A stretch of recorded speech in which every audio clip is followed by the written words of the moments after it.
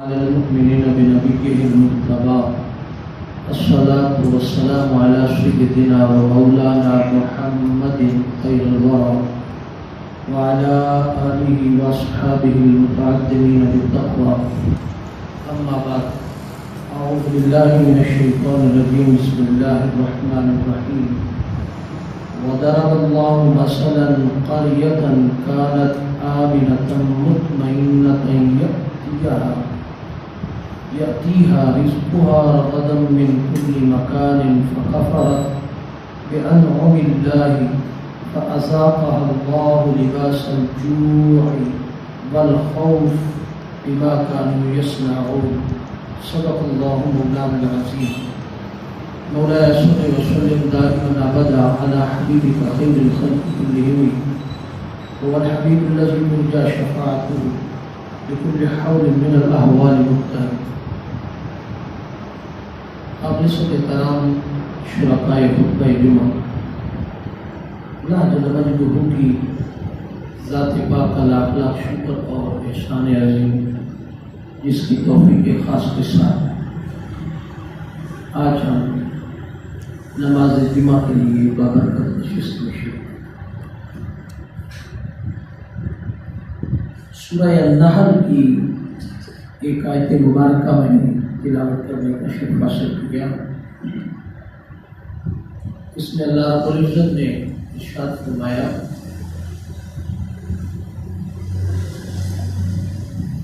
اور اللہ نے ایسی بستی کی مثال بیان فرمائی ہے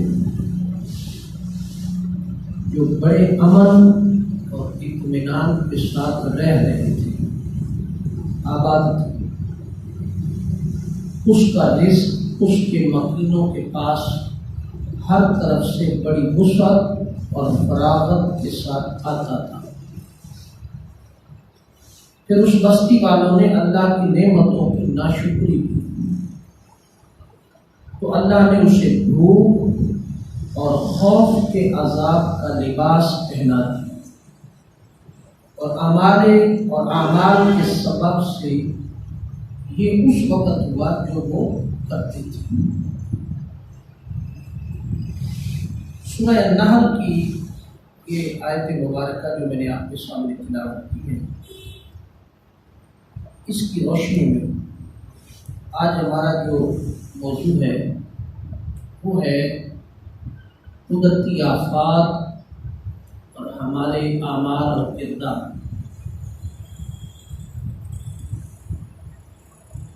انسان اور اللہ رب العزت نے اشرف المخلوقات پیدا کیا، وہ رب العالمین ہے، پوری کائنات کا رب ہے۔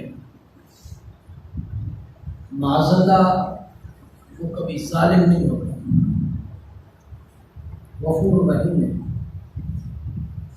کائنات کی ہر چیز انسان کے لیے اس نے مسخر کی۔ انسان کو پھر عقل بھی عطا فرمائی، شعور بھی عطا فرمایا، سمجھ بھی عطا فرمایا، علم بھی عطا فرمایا، عمل بھی عطا فرمایا، نیکی اور بدی کی تمیز بھی عطا فرمائی، اور دعوت اور مودت اور صلہ رحمی، اچھے اور برے کے حالات کو سمجھنے کا شعور اور موقع بھی اللہ پاک نے عطا فرمایا۔ پھر انسان کی رہنمائی کے لیے اللہ رب العزت نے انبیاء علیہ السلام کی ایک جماعت بھی دنیا میں بھیجی، مبعوث فرمائی، تاکہ انسانیت کی رہنمائی کا کام بھی کیا جا سکے۔ ہر دور میں الوہی اللہ رب العزت کا انسان کی ہدایت کے لیے ایک نظام موجود رہا، اور وہ نظام آج بھی موجود ہے، مگر اس کے باوجود کچھ چیزیں ایسی ہیں کہ انسان کی ہی زندگی کے اندر کچھ طبقات ایسے ہیں کہ جو ہمیشہ گمراہی پر رہے، انہوں نے اللہ کی نافرمانی کا عزم کر رکھا ہے، ہمیشہ نافرمانی اور اس نافرمانی کا نتیجہ یہ نکلا کہ اللہ رب العزت کی جو ناراضگی تھی اس ناراضگی نے جنم لیا۔ جب اس ناراضگی نے جنم لیا تو انسان ہمیشہ اپنے رب کے ہاں پناہ مانگنے کے لیے اس کی طرف رجوع کرتا ہے، اور جب رجوع کرتا ہے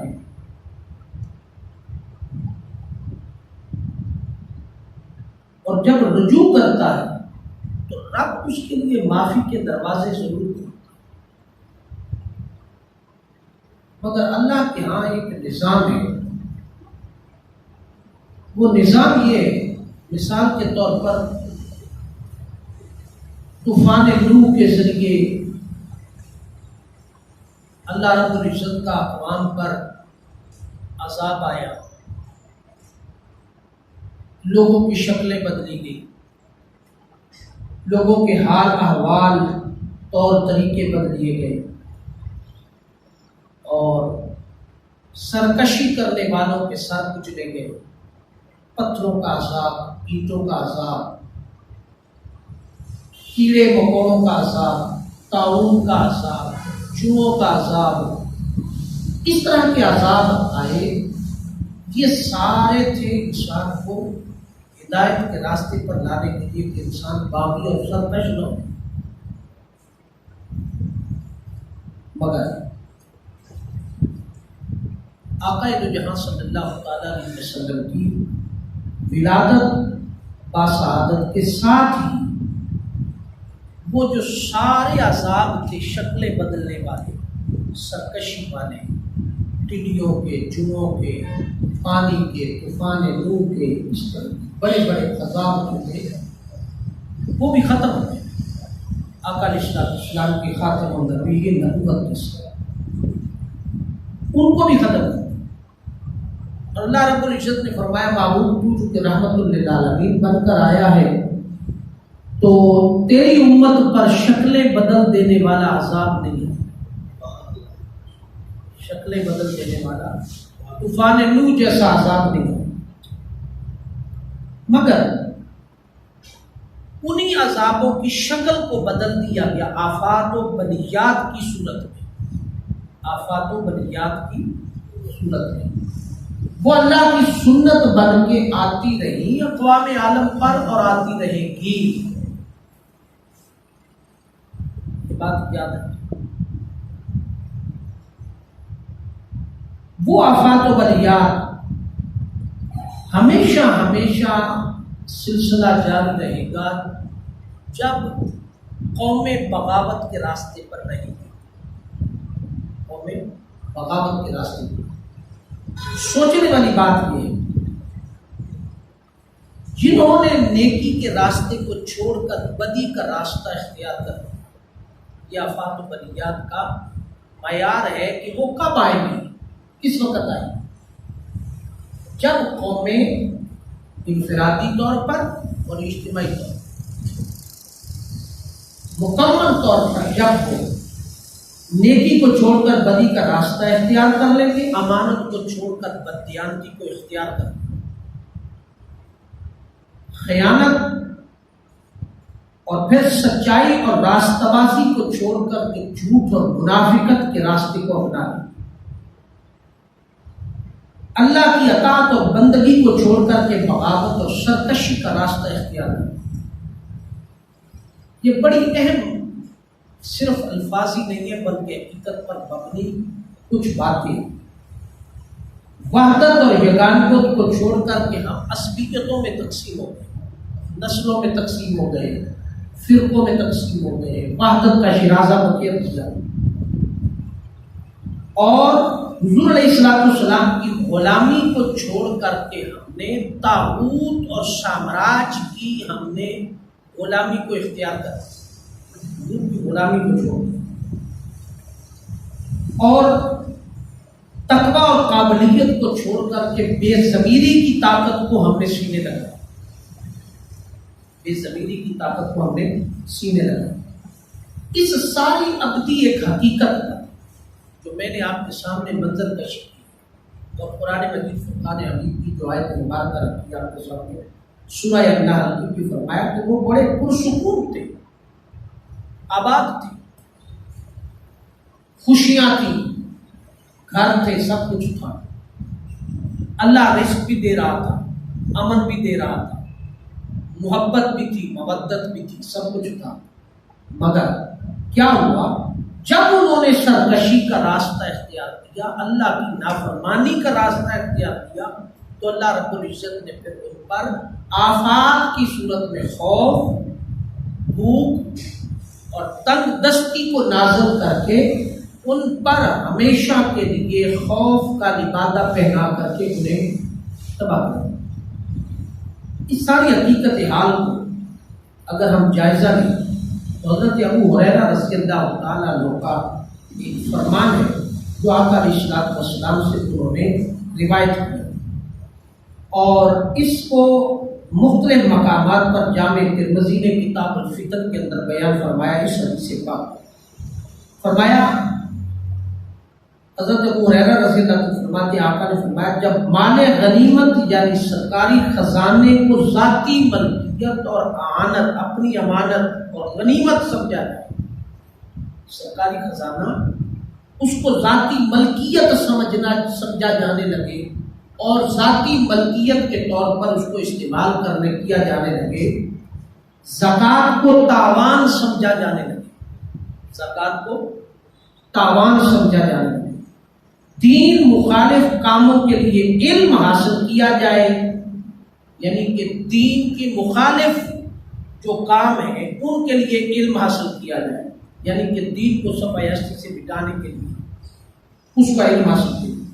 مرد اپنی بیوی کی فرما برداری کرے اور اپنی ماں کی نافرمانی کرے، بیوی کے کہنے پر ماں باپ کی نافرمانی۔ جب یہ کام شروع ہو جائے تو فرمایا کیا ہوگا؟ فرمایا پھر حال یہ ہو جائے گا کہ اپنے دوست کو قریب کرے اور باپ کو دور کرے، یعنی کہ دوستی جو ہے اس کی پریفرنس ترجیحات ہو اور ماں باپ کی ترجیح نہ ہو، دوست کی بات اہمیت رکھتی ہے اور ماں باپ کی بات اہمیت نہ رکھتی ہے۔ اور فرمایا کہ اس کے بعد مسجد میں فتنہ اور فساد اور لڑائی جھگڑوں کی آوازیں بلند ہونے لگی۔ آج ہماری مسجدیں فتنے کی آواز گاہیں ہیں، فتنوں کی آواز گاہیں ہیں، فساد ہے، لڑائی ہے، جھگڑے ہیں۔ ہم نماز پڑھنے کے بعد ایک دوسرے پر تہمتوں کی باتیں کرتے ہیں اور بیٹھ کر کے گپیں آنکھنے لگتے ہیں اور تماشا کرنے لگتے ہیں، ایک دوسروں کے خلاف باتیں کرنے لگتے ہیں، اور یہ ساری فرمایا مسجدوں میں فتنوں کی باتیں، فسادات کی باتیں ہوئی۔ اور اس کے بعد فرمایا قبیلے کا بدکار شخص ان کا سردار بن جائے، قبیلے کا بدکار شخص ان کا سردار۔ آج چھوٹے چھوٹے قبیلوں کے بھی حالات کو دیکھو، چھوٹے چھوٹے قبائل جو ہیں ان کے حالات کو بھی دیکھیں، برادریوں کے حالات دیکھیں، ان کے بڑے جو ہیں نا، ان کے بڑے وہ بھی کرپٹ ہیں، کوئی بھی ایماندار نہیں ہے۔ عوام فیملی ہے، رائی فیملی ہے، ملک فیملی ہے، چودھری ہیں، اور بہت سارے چھوٹے چھوٹے قبیلے، چھوٹی چھوٹی قومیں جو ہیں، ان کے جو گھروں کے فیملیوں کے جو سربراہان ہیں ان کا بھی کردار دیکھے تو ہر دوسرے ایک دوسرے کی حق تلفی کرتے دکھائی دیتے۔ مگر یہاں فرمایا کہ انسان بدکار بن کر کے سربراہ بن جائے اور قوم کا قائد یعنی حکمران بد کردار آ جائے، چور آ جائے، ڈاکو آ جائے، راہزن آ جائے، بدکار آ جائے، فرمایا بن جائے تو آدمی کی عزت محض اس کے شر سے بچنے کے لیے کی جائے، اس کی عزت صرف اس لیے کی جائے کہ میں اس کے شر سے بچ جاؤں، میں اس کے شر سے، فساد سے بچ جاؤں، میں اپنی جان بچا لوں اس لیے اس کی عزت کرتا ہوں، ورنہ میں اس کی عزت نہیں کرتا۔ فرمایا کہ گانے والی عورتیں اور گانے بجانے کا سامان شرعام مفت اور آسان اور سستے ریٹوں پر تقسیم ہونے لگے، بکنے لگے، اور کھلے عام کثرت سے شراب پی جانے لگی۔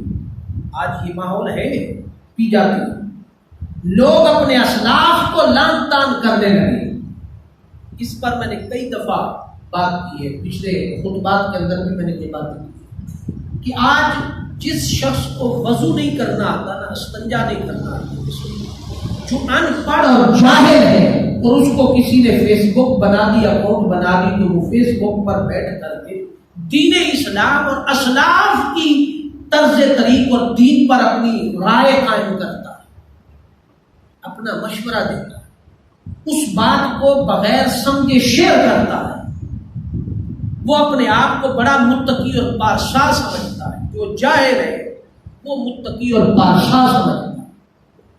اور فرمایا اس وقت سرخ آندیاں آئیں گی، جب یہ حالات پیدا ہو جائیں سرخ آندیاں چلیں گی، پھر زلزلے آئیں گے، زمین میں دھنس جانے والی اور شکل بگڑ جانے والی، آسمان سے پتھر برسنے والے اور طرح طرح کے ایسے لگاتار عذابوں کا انتظار کرو، جس طرح کسی باہار کا دھاگا ٹوٹ کر کے کسی کے گلے میں پڑ جاتا ہے اور موتی بکھر جاتی ہے اور گلا کٹ جاتا ہے۔ فرمایا اس طرح اللہ کی طرف سے عذاب کا انتظار۔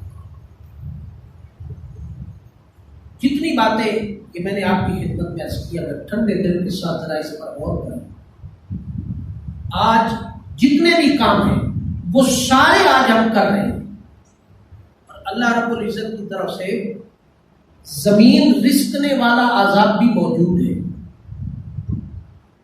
یہ جو پہاڑ سرکتا ہے، جو لینڈ کراسنگ ہوتی ہے، یہ زمین کے سرکنے کی بات ہے۔ پتھروں کا عذاب اس سیلاب کے دوران کالام اور اپر دیر اور پنچکوڑ کا ایریا جو ہے، وہاں پتھروں کا سیلاب بھی آئے گا۔ اوپر سے جب پہاڑ ٹوٹے ہیں تو پتھر چھوٹے چھوٹے اس طرح بہے ہیں اور مٹی اس طرح بہی ہے جیسے پانی بہتا، اور وہ گھروں کو بہا کے لے گیا۔ پھر اس کے بعد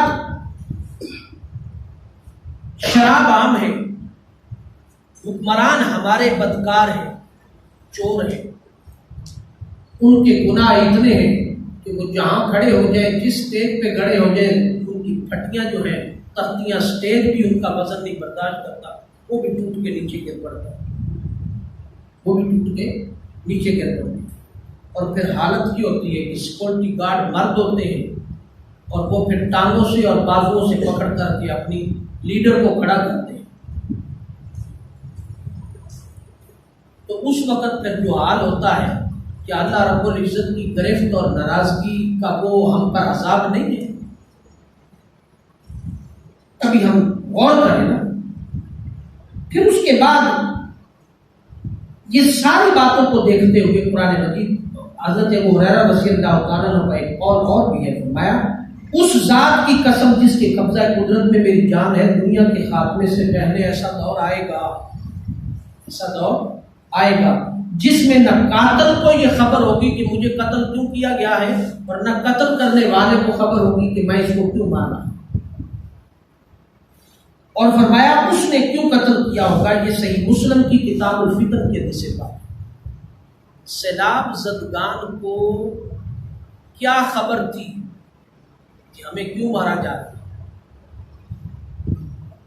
اور ہمیں کیا خبر کہ ہم انہیں پانی اور سیلاب کے ذریعے کیوں مار رہے ہیں۔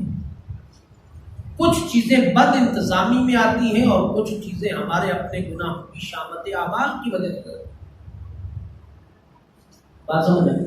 اس جدید ٹیکنالوجی کے دور کے اندر 2 مہینے آپ کو اگر پہلے پتہ چل جائے کہ اتنی شدت کا سیلاب اور بارشیں ہو سکتی ہیں، اور اس کو کہا بھی جائے کہ یہاں سے تو بہ سکتا ہے، یہاں سے تیرا نقصان ہو سکتا ہے، اپنا سامان اٹھا کے کسی کنارے پہ ہو جائے، اور وہ کہے میں اللہ پر توکل رکھتا ہوں، تو یہ توکل کی کوئی تعریف نہیں، یہ توکل کی کوئی تعریف نہیں ہے۔ توکل کی تعریف وہ ہوتی ہے کہ انسان اپنے تئیں بچانے کی پوری کوشش کرنے کے باوجود بساط کے بعد کہے مولا میری اتنی بساط تھی جو میں کر دوں۔ ایک ندی کا راستہ ہے، ایک ندی کا راستہ ہے، دریا کے بہنے کا ایک راستہ ہے، اس کے اندر تو گھر بنا لے اور کہے میں اللہ پر توکل رکھتا ہوں، اللہ میرا مددگار ہے، یہ جاہلیت کے پرلے درجے کی ادا ہے۔ تجھے کس نے کہا؟ اللہ کا ایک نظام ہے، پانی کا ایک گزرنے کی گزرگاہ ہے، نظام ہے، تم فصلیں گا لو اور کہو جا کر کے میری فصلیں برباد ہو گئی ہیں، تو یہ کون سا نظام عدل ہے؟ پھر حکومتوں کے ہاں کچھ بات انتظامی ہے جو عذاب بن جاتی ہے۔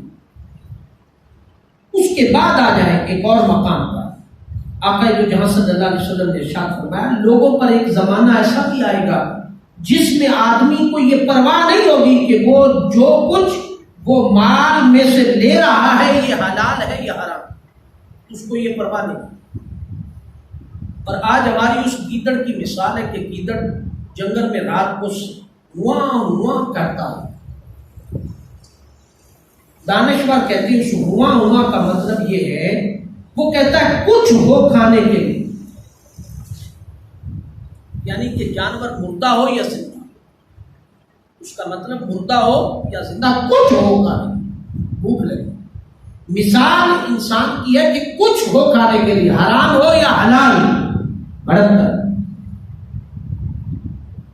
پھر ایک اور مقام پر آقا ہے جہاں صلی اللہ علیہ وسلم نے فرمایا کہ ساری تمام مسائل بدعمالیوں کا نتیجہ ہے۔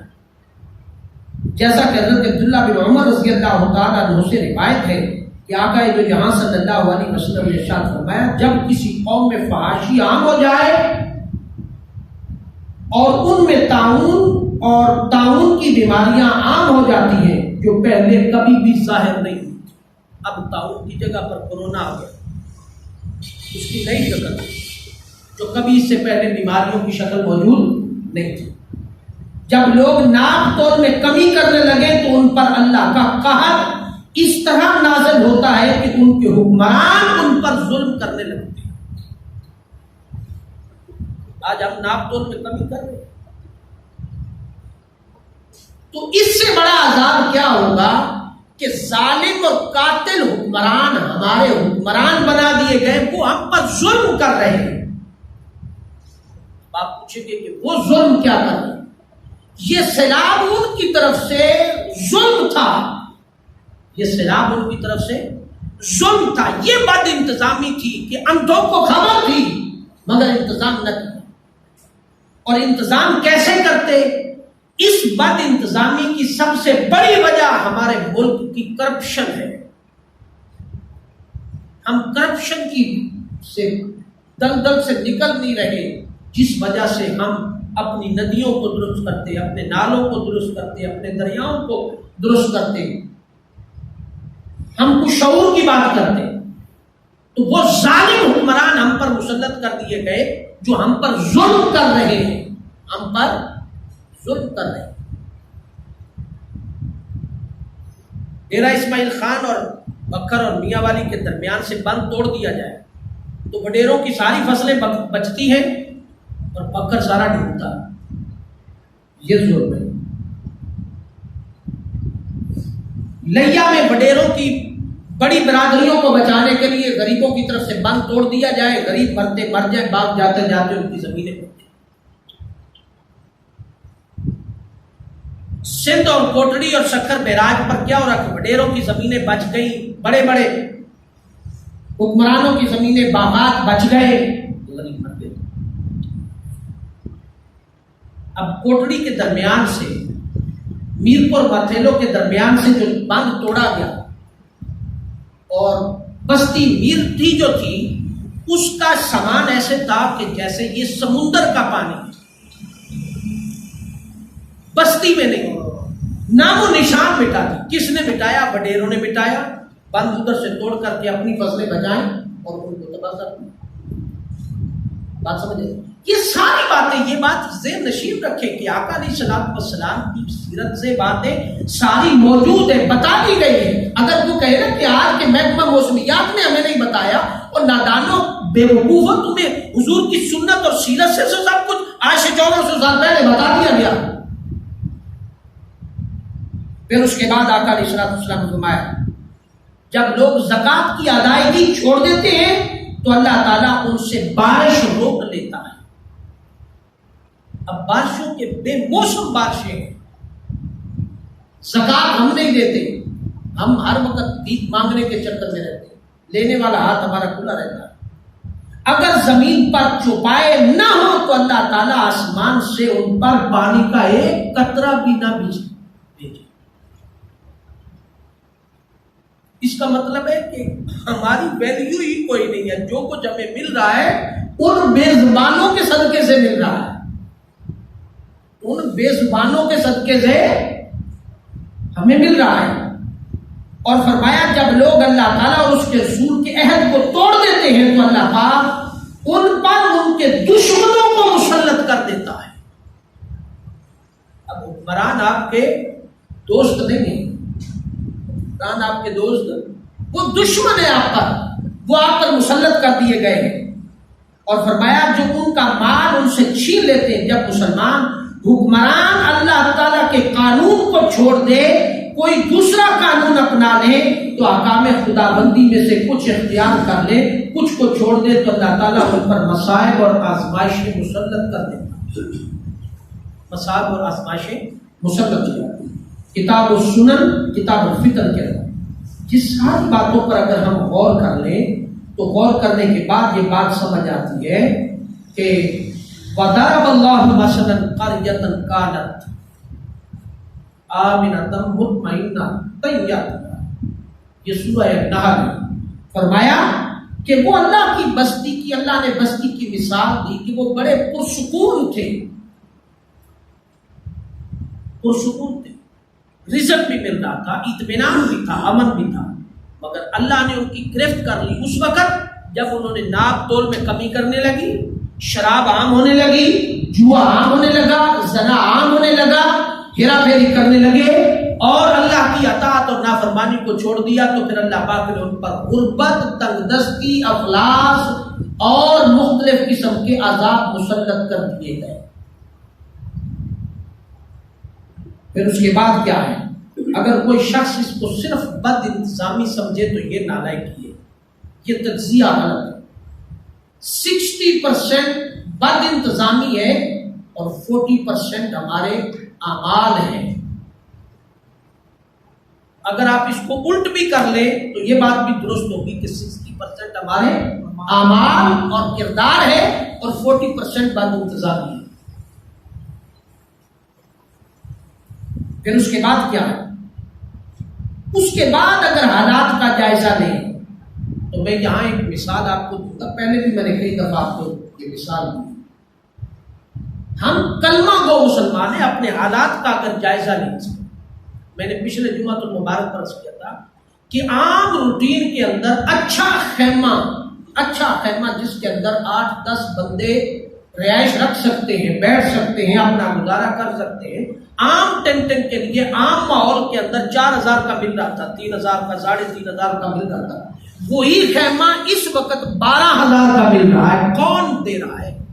ہندو دے رہا ہے، سکھ دے رہا ہے، بدھ مت دے رہا ہے، کون ہے؟ کس کی فیکٹریاں ہیں؟ کون ہے وہ لوگ؟ وہ کلمہ گو مسلمان ہے، کلمہ گو مسلمان ہے، ماتھے پر محراب ہے، 1.5 فٹ کی داڑھی ہے، سر پہ جبہ ہے، کبا ہے، دستار ہے، ان کی ماتھے پر محراب ہے، رگڑا ہے، سجدہ ہے، تسبیح ہے، ہاتھ ہے، عمرہ ہے، حج ہے، وہ کر رہے وہ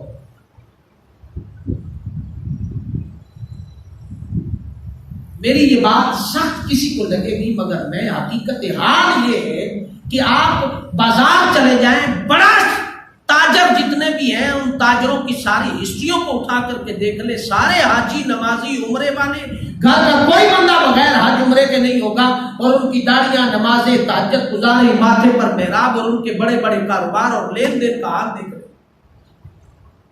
ذخیرہ اندوز، ناپ تول میں کمی کرنے والے، ملاوٹ کرنے والے، ہندو بنیے کی طرز اور سوچ پر چلنے والے۔ آج پیاز 500 روپے کلو بک رہا ہے، ٹماٹر 500 روپے کلو، کون کر رہا ہے؟ کون کر رہا ہے؟ ہندوؤں کے ملک میں تو نہیں رہ رہے نا، پاکستان میں رہ رہے ہیں نا، پاکستان کی دھرتی پر مسلمان ہے نا، کوئی 4% کر لے، 5% کر لے، کوئی تاجر ہوگا ہندو، وہ آڑتی ہوگا، مگر اس کے پاس، ہندو آڑتی کے پاس چلے جائے نا، اس کے اندر بھی اخلاقیات کا کوئی نہ کوئی دائرے کا پیمانہ، کوئی نظام ہوگا. نہیں ہوگا تو حاجی صاحب کے پاس کوئی نہیں ہوگا، نمازی صاحب کے پاس کوئی نہیں ہوگا، 1.5 فٹ کی لمبی داڑھی والے کے پاس کچھ نہیں ہوگا. داڑھی سنت رسول سمجھ کر اس کی آڑ میں جو کچھ ہم کرتے ہیں اس کا حال دیکھیں. اب مثال یہ ہے، میں نے کئی بار مثال دیا، وہ جاپان کے خاتون کی جہاں قومیں ساری تباہ ہو گئی، برباد ہو گئی، صفائی ہستی سے. امریکہ نے جو ٹیم بھیجی اس ٹیم کو دیکھا جا کر کے جائزہ لے کہاں کہاں کوئی قوم، کوئی سانس، کوئی زندگی زندہ رہ گئی ہے. جب وہ آئے اپنا کھانے پینے کا سامان ساتھ لے کر کے آئے تو اس بڑھیا نے جو ضعیف تھی اس نے کٹیا ڈالی ہے، چھوٹی سی کپوں کی بنی ہوئی، اور اس کے اندر اس نے کھانے پینے کی اشیاء رکھی. دور دراز تک کوئی زندگی کے اثرات دکھائی نہیں دیتے. وہ ٹیم جب ان کے پاس پہنچی، تجزیہ کرنے والی جب ان کے پاس پہنچی تو انہوں نے پوچھا کہ یہاں کون لینے آتا ہے اور آپ کس طرح بیچ رہے ہیں؟ وہ بسکٹ پیچھے سے لے کر آئے تھے. انہوں نے کہا پیچھے سے تو ہمیں 20 روپے کے ملے ہیں، آپ 10 روپے کا پیکٹ دے رہے ہیں. اس کے کیا؟ اس نے کہا میں 10 روپے کا لاتی ہوں پیچھے سے، نو لاس نو پرافٹ پر میں یہ چیزیں یاد دے رہی ہوں. کیوں؟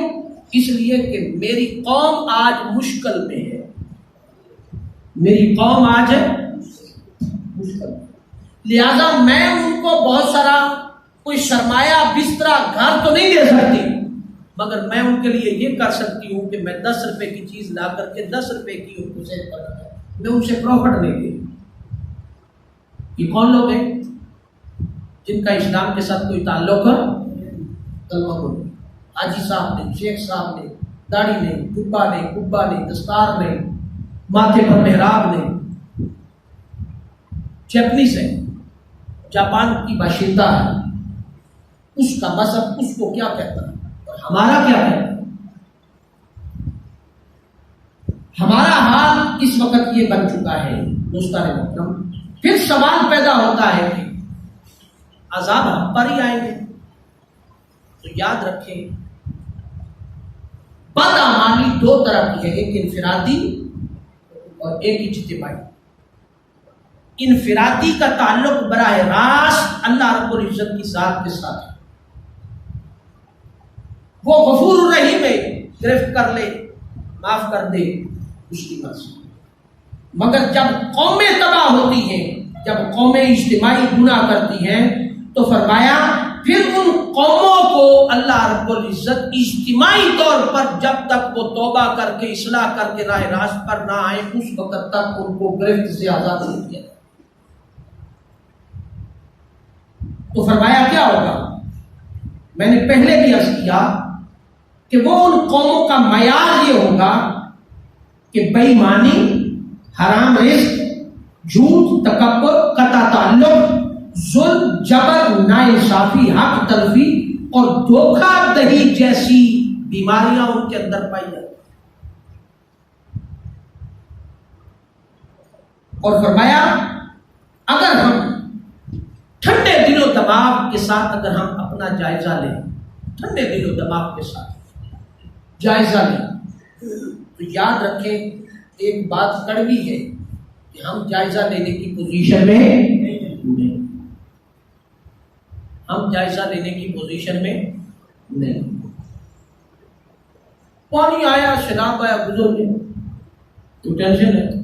میرا کو گھر ڈٹا، میں تو ٹھیک بتا، میں کو تو کوئی ٹینشن نہیں. ٹینشن ان کو ہے جو گھر بیکار ہو گئے. حالات کیا ٹھنڈے دل سے، دل و دماغ سے سوچنے کی حدیث بیان کرتے ہیں. کیا بیان ان کا خلاصہ کریں؟ ملک میں جب اسلامی قوانین اور شعائر اللہ کا مذاق اڑایا جانے لگے اور ساری قوم اس پر خاموش ہو تو پھر عذاب آیا.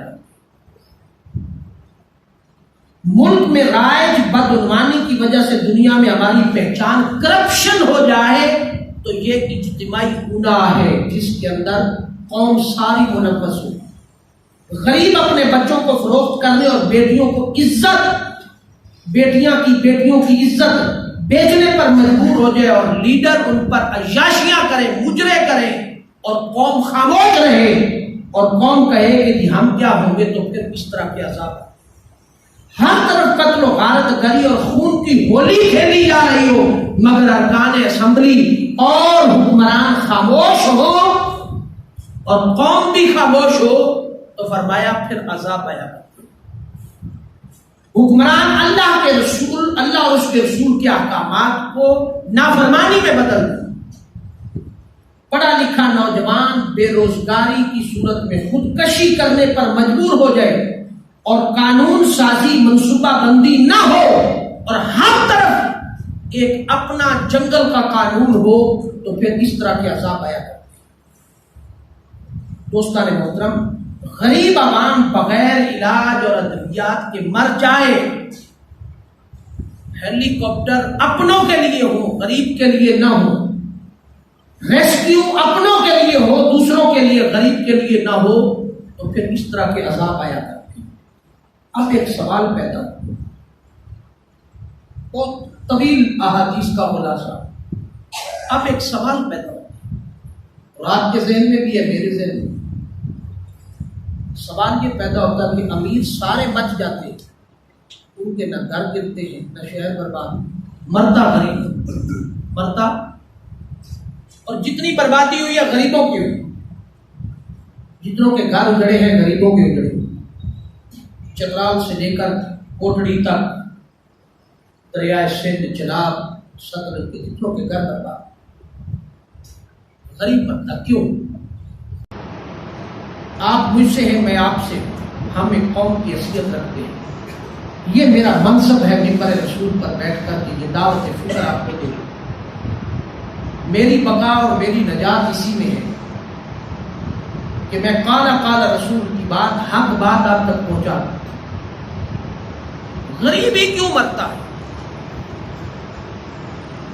اور یہ تباہی کے دانے پر اس وقت جو کچھ بھی ہم کر رہے ہیں، اس کی سب سے بڑی وجہ، غریب کو اگر دیکھیں تو پوری پاکستانی قوم کی 85% آبادی، بلکہ میں 90% سمجھتا ہوں، 90% میں سے آپ 80% ٹوٹلی وہ غریب لوگ ہیں اور 10% متوسط طبقہ، 10% متوسط طبقہ، تجزیہ میرا اپر نیچ ہو سکتا ہے، 80% غریب طبقہ ہے، ٹوٹلی غریب طبقہ، جو شعوری طور پر بھی، مالی طور پر بھی غربت کی لکیر سے بھی نیچے، اور 10% طبقہ متوسط طبقہ جو اپنی عزت اور شاخ بچانے کے لیے سفید کپڑے پہنتا ہے، مگر اس کے گھر میں روٹی نہیں ہوتی کھانے کے لیے، وہ ہاتھ نہیں پھیلاتا، بس وہ عزت سے 10% طبقہ، وہ متوسط طبقہ۔ اور میں ہمیشہ کہتا ہوں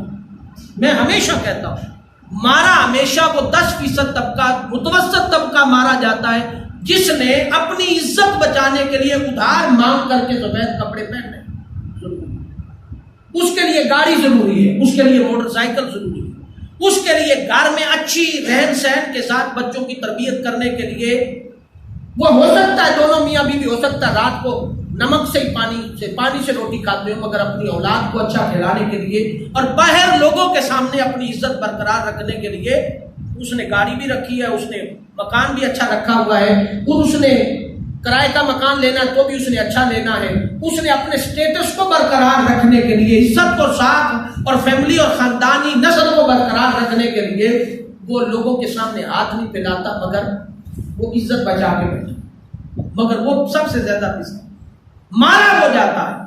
سب سے امیر طبقہ نہیں مرتا اور سب سے غریب طبقہ نہیں مرتا، اس لیے کہ اسے عزت کی لوڑ نہیں ہوتی، اسے ہر وقت ہاتھ پھیلا کے شام کو مانگ کے کھا لے۔ بات سمجھ آ گئی؟ اب وہ جو 80% جو طبقہ ہے تو غربت کا، اور 10% وہ متوسط طبقہ، اور بقیہ جو 10% ہے 2.5% انہیں کر لیں، وہ جو خاندان حکمران ہے جائے ان کو نکال دیں، متوسط طبقے کو 80% کو ساتھ ملا کر کے 90% عوام کا اگر تجزیہ کریں تو ہم سمجھتے ہیں کہ مرتے غریب ہیں۔ اس لیے مرتے غریب ہے کہ ہم نے سمجھوتا کر لیا ہے کہ ہم نے تا دم آخر ہم نے بدنامی کرنی. یہ حضرت ابو ہریرہ رضی اللہ تعالیٰ کی اس حدیث پاک کا خلاصہ ہے. اور سورہ النحل کی جو آیت مبارکہ میں نے آپ کے سامنے بیان کی ہے اور جو اللہ رب العزت نے ایک بستی کی مثال دی ہے اس بستی کا خلاصہ ہے.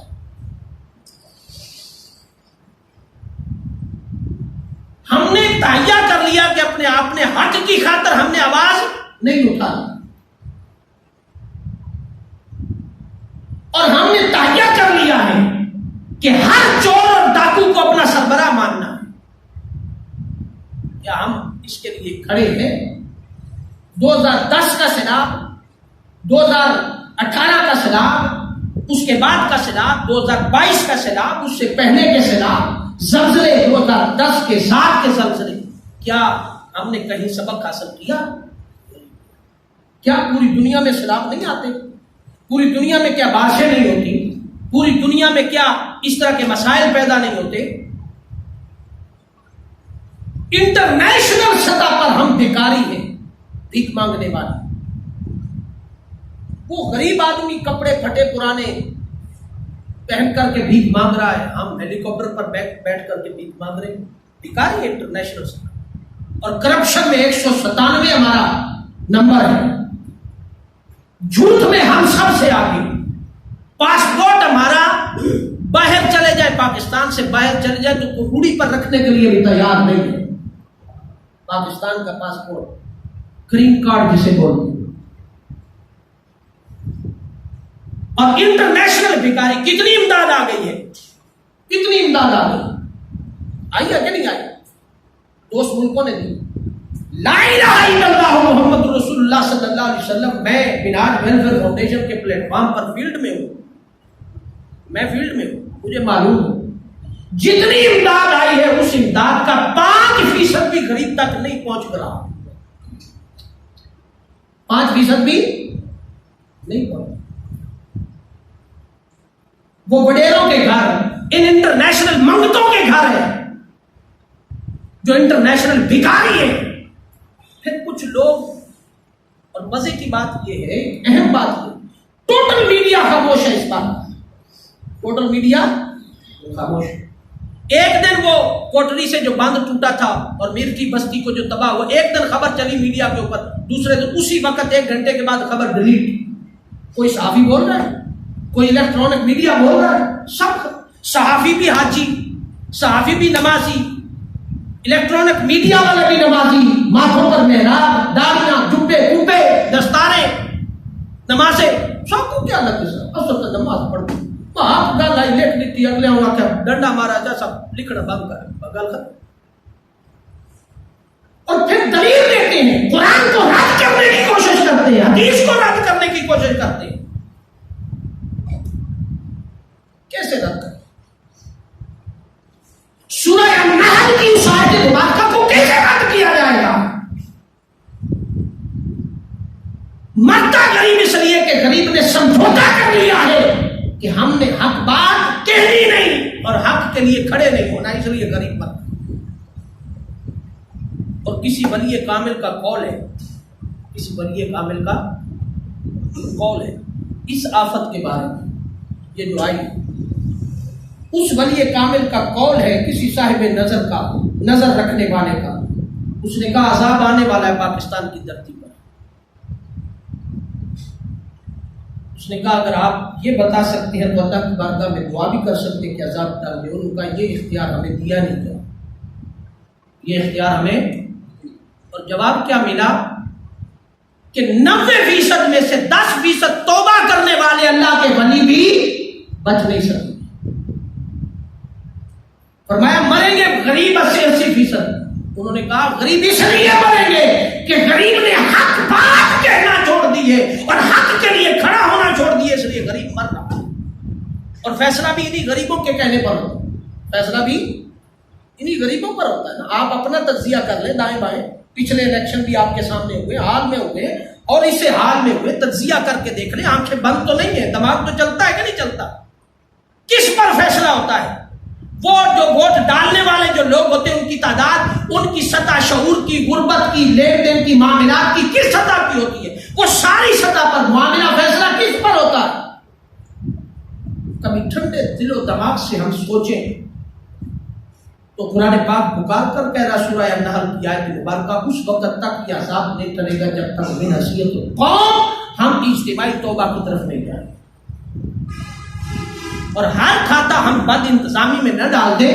قدرتی آفات اس وقت آتی ہے جب ہمارے اعمال اور کردار بدل جاتے ہیں.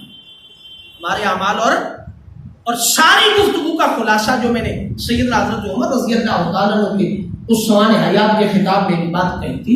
جب زمین پر زلزلہ آیا تو عمر نے زور سے زمین پر پاؤں مار کر کہا زمین کیوں ہلتی ہے؟ کیا عمر نے تجھ پر عدل قائم نہیں کیا، انصاف قائم نہیں کیا؟ زمین پر پاؤں مار کے کہا.